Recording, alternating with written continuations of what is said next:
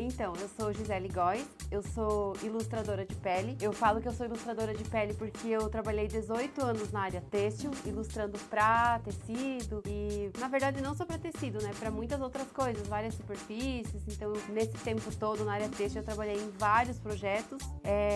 E agora eu sou tatuadora faz uns 3 anos, mais ou menos. Então, por isso que eu denomino meu trabalho como ilustração de pele, porque eu sempre fui ilustradora e há 3 anos só eu tô ilustrando peles.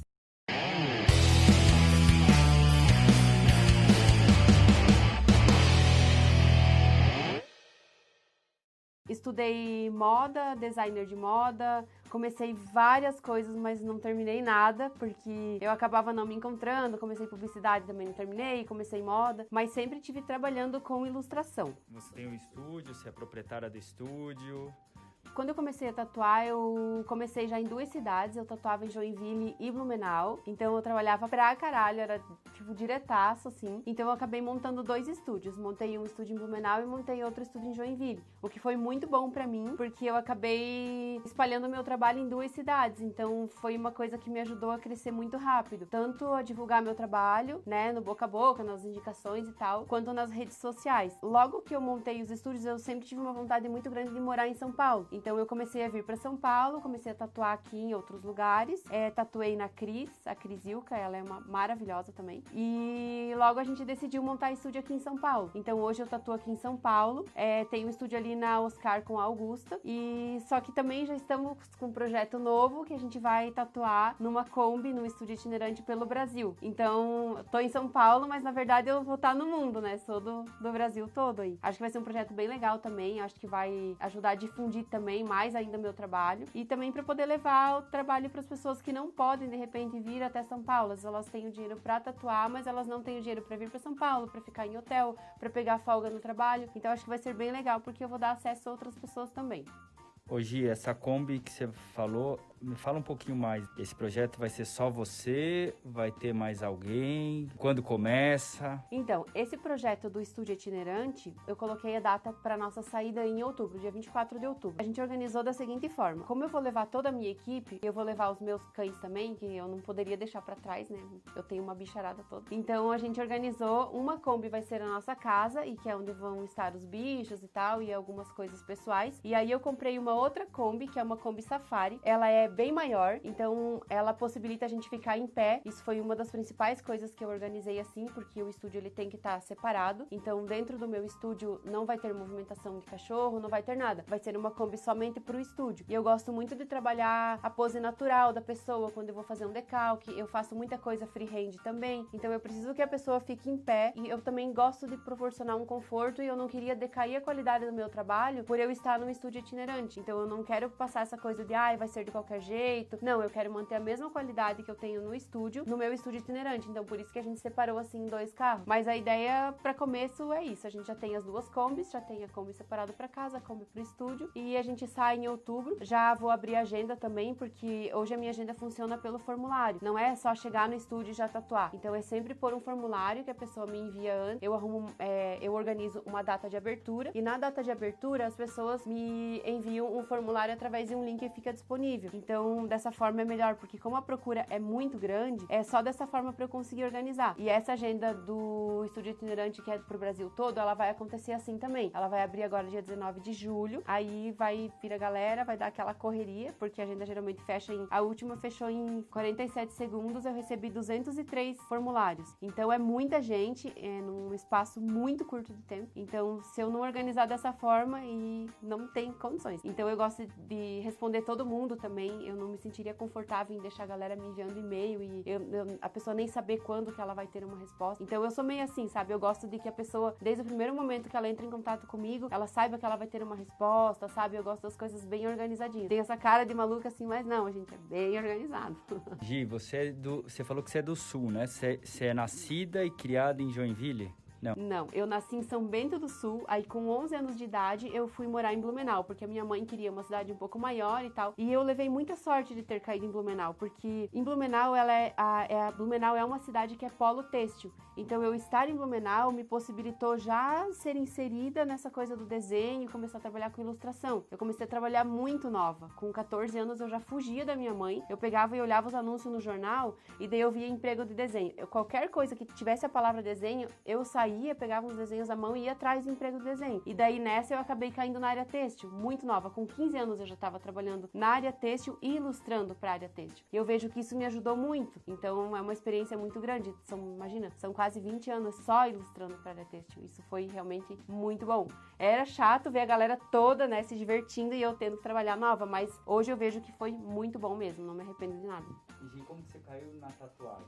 Da têxtil pulou pra tatuagem, como que foi isso? Cara, isso foi uma coisa assim, ó, eu digo que foi bizarro, porque eu sempre quis tatuar, sempre também, eu não vou dizer sempre, eu me lembro assim que há uns 6 anos mais ou menos atrás eu já queria ter começado a tatuar. Só que cada vez que eu ia começar, as pessoas me falavam que era tudo muito difícil, que tatuar era difícil. Aí me falavam que eu tinha que começar com uma bobina, que daí eu olhava aquela bobina, aquilo assim, sabe, era pesado demais. E eu sempre acostumada com lápis, imagina, gente, eu passei a vida inteira com lápis na mão, tudo muito leve, tudo muito ilustrado. E daí eu olhava para aquela bobina e pensava, cara, desse jeito eu não vou conseguir. E daí eu começava eu não tinha força para começar, porque do jeito que me falavam que tinha que ser, eu sabia que eu não ia dar jeito, não adianta, eu tenho mão de ilustradora, pra mim é tudo muito leve, essa coisa que tatuador fala muito de você ter que traçar a linha contínua, eu não conseguia ver o meu desenho sendo aplicado de forma contínua, porque se eu fosse pra fazer linha contínua, já não ia mais ser o meu desenho, então eu acabei não começando por essas coisas, eu fiquei mais ou menos uns 3 anos pra tentar começar. Aí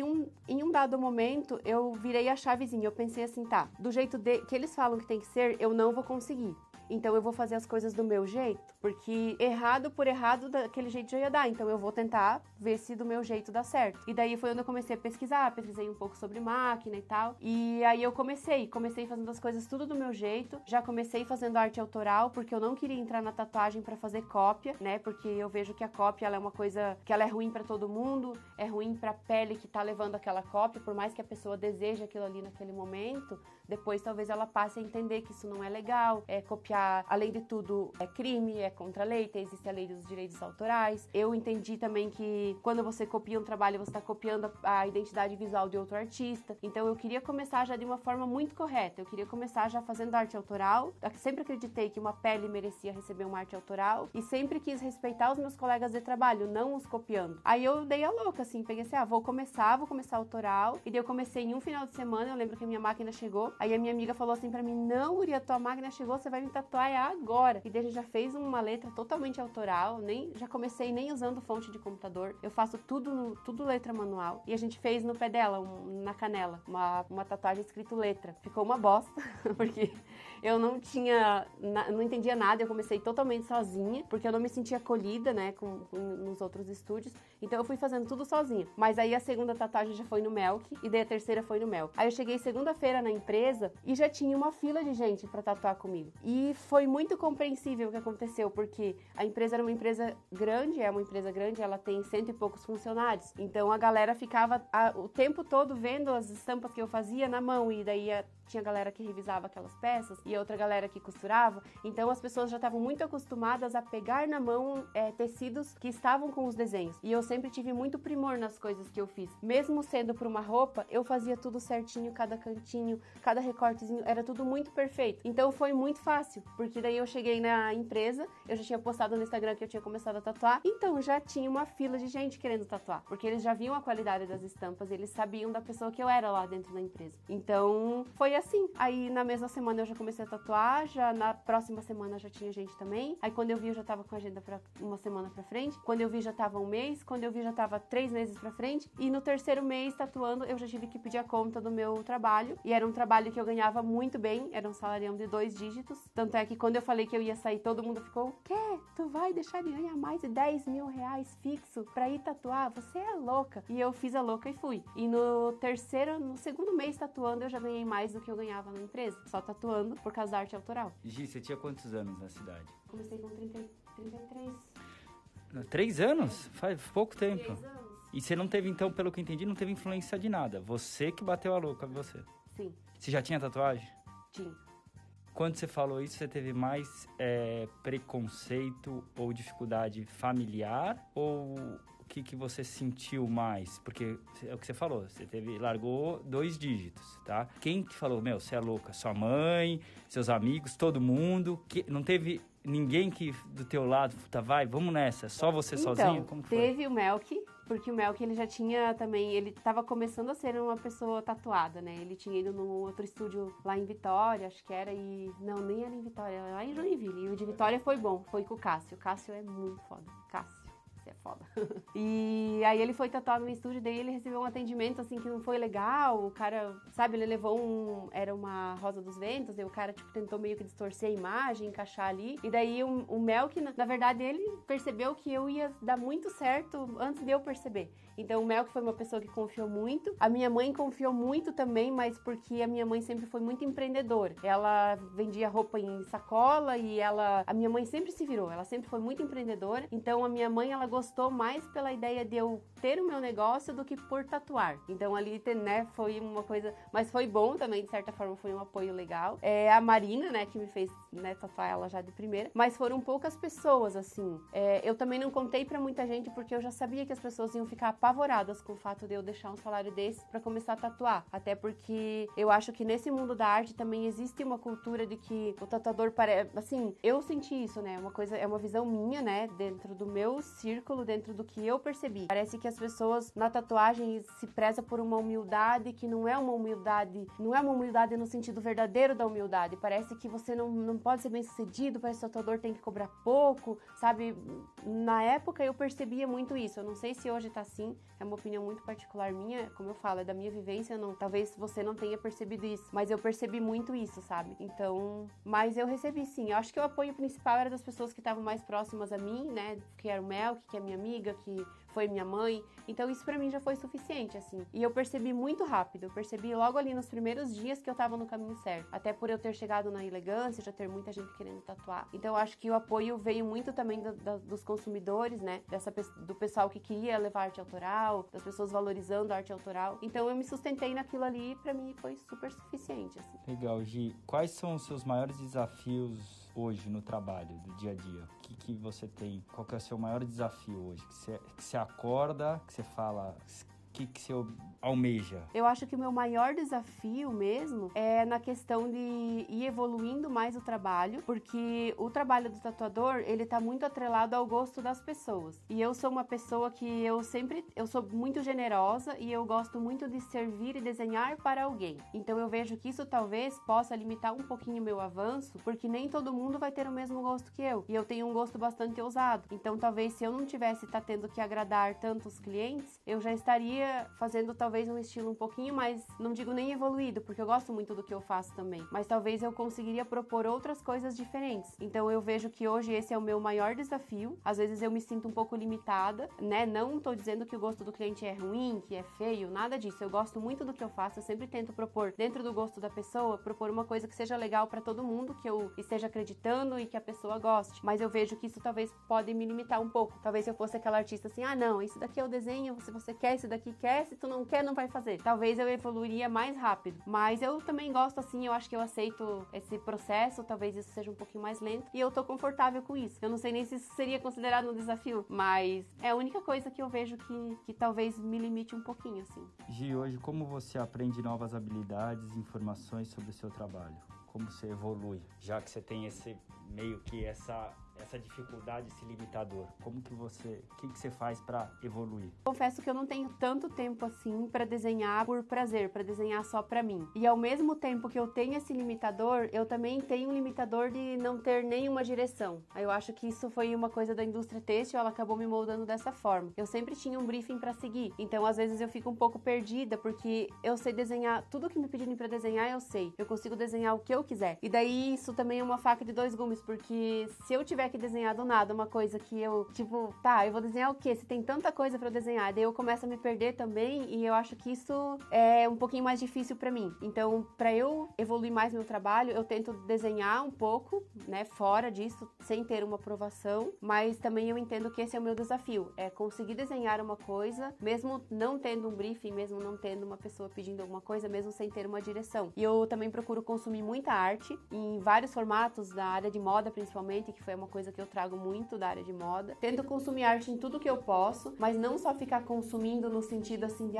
então tá se usando isso daqui, vou olhar isso aqui também. Não, é consumir arte no sentido de deixar a arte te contagiar, é ver o que tu realmente gosta. Eu faço muito isso. Eu admiro as coisas, mas não admirar de verdade, não tentando ir lá, tá se falando disso, então eu vou lá consumir isso também. Eu penso diferente. Tá se falando disso, eu vou lá ver se eu gosto. Se eu gosto, eu consumo. Se eu não gosto, eu não consumo. Porque eu penso que fica muito mais fácil quando você tenta consumir coisas que você realmente gosta. Aí você vai lembrar, aquilo ali vai te tocar. Na hora que você estiver criando, vai ser muito mais fácil pra você criar uma coisa nova e trazer aquilo ali, porque aquilo já tá dentro de você, aquilo te tocou de verdade. Você não olhou só por olhar. Então eu tento consumir arte mais com sentimento mesmo. Gi, e como você conheceu a Chayenne? Como que você ficou sabendo da Chayenne? Foi bem no começo, né, Mel? A gente começou a pesquisar sobre máquinas e tal, e o que eu queria muito era ter uma máquina que fosse muito semelhante a uma caneta e muito leve, porque eu penso que tecnologia tá aí pra ajudar a gente. Eu não sou aquela tatuadora que, se você vier falar pra mim assim, quero começar a tatuar, eu vou falar, guria, começa com isso aqui já, ó. Se puder, já começa com isso aqui. Eu não vou mandar você começar lá atrás com uma bobina, porque eu acho que tecnologia tá aí pra ajudar a gente. Então não tem por que você querer fugir da tecnologia. Então isso também é uma coisa que eu trouxe muito da área de moda e que eu senti diferente no mundo da tatuagem. No mundo da moda, cara, os designers, eles querem ter um iMac, a gente quer ter um iMac grande, a gente tá trocando de empresa por salário melhor,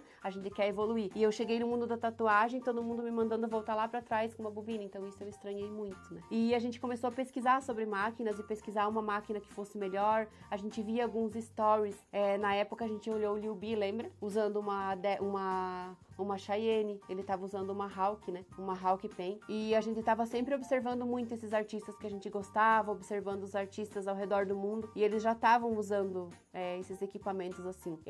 Na época eu acabei comprando uma outra, não comprei a Chayenne porque eu tava no começo ainda e as pessoas me falando que não era máquina, que tinha que começar com bobina, e eu fiquei com um pouco de receio de já investir, e vai que eles têm razão, né? Fiquei com o pé atrás. Aí eu comprei uma outra de uma marca, é uma marca boa também, mas eu fiquei pouco tempo com ela. Logo que eu vi, não, é a pen que eu quero, eu já fui correndo comprar a Chayenne. E foi a melhor coisa que eu fiz, porque ela pigmenta muito bem, meu trabalho acabou sendo mais rápido pra fazer também, porque quando você tá no começo da tatu, você às vezes não tem essa rotina de fazer as coisas certinho, você pensa muito pra fazer as coisas. Então você demora um pouquinho mais. E com uma máquina melhor eu comecei a ser um pouco mais rápida, e pra mim foi muito bom.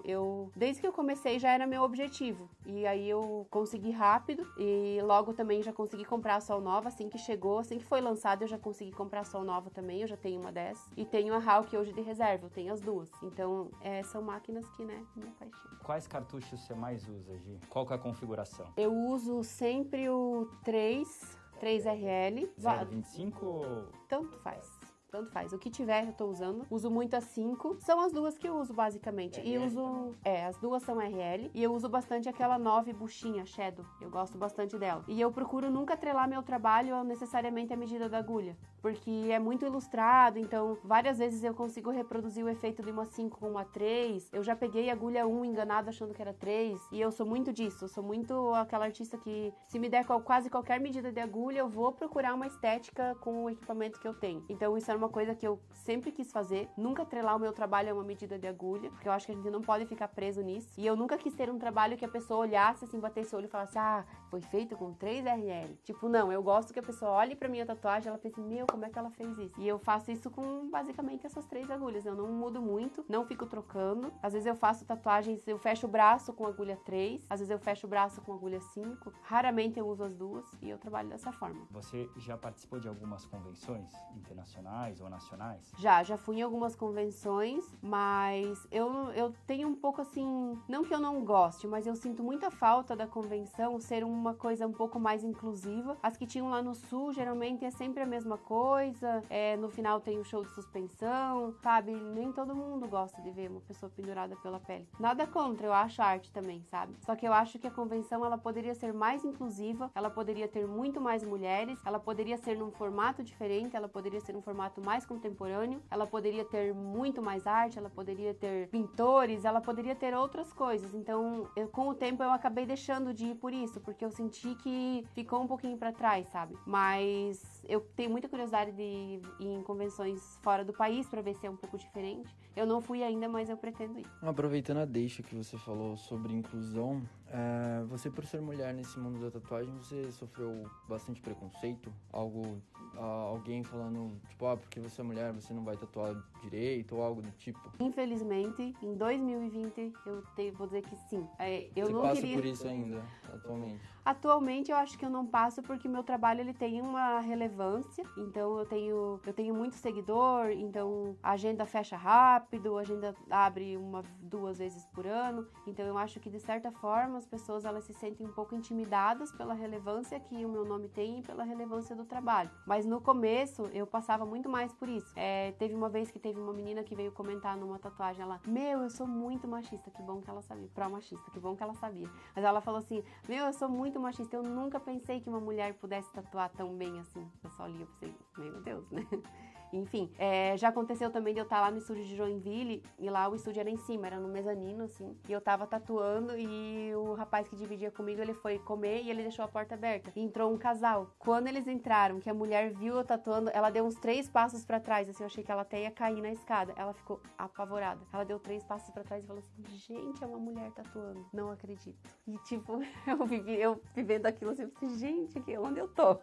O que é isso? Mas eu percebo também, eu acho que a gente ainda vive num mundo machista, né? Eu acho que tudo é difícil pra mulher. A gente sempre vai largar um passinho atrás. A largada, ela não é justa. A gente não larga no mesmo ponto. Então, eu acho que não teria como isso não acabar se estendendo também pro mundo da tatu. Eu percebo que às vezes as coisas pros homens são mais fáceis. O mundo da tatuagem, ele ainda é dominado pelos homens, os homens são a maioria, e os homens são, na maioria, também donos dos estúdios, são donos dos espaços. Isso foi um dos motivos que eu sempre busquei montar o meu espaço também, para poder trazer a mulherada, para poder dar a oportunidade para elas, para poder cobrar uma comissão mais baixa, para que elas estivessem sendo mais bem recebidas também, de certa forma, né? Para elas se sentirem representadas também, né? Então, por isso que eu sempre tentei montar os meus espaços, justamente por essa coisa de ter uma mulher ali na frente, ter uma mulher sendo dona do estúdio. Então, acho que isso vale muito também. Acho que a representatividade importa aí muito. É que assim, ó, gente, isso é cultural. A mulher, ela cresceu sendo ensinada que ela não pode fazer, que ela não vai dar conta de fazer, e isso vai se estendendo ao longo da vida das mulheres. E elas têm muito medo de dar a cara a tapa. Eu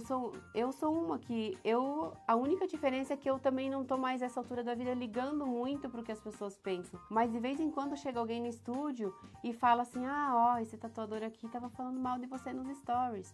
Esse tatuador aqui tá copiando as tuas coisas e tá rindo de você. Gente, toda semana alguém vem me falar isso.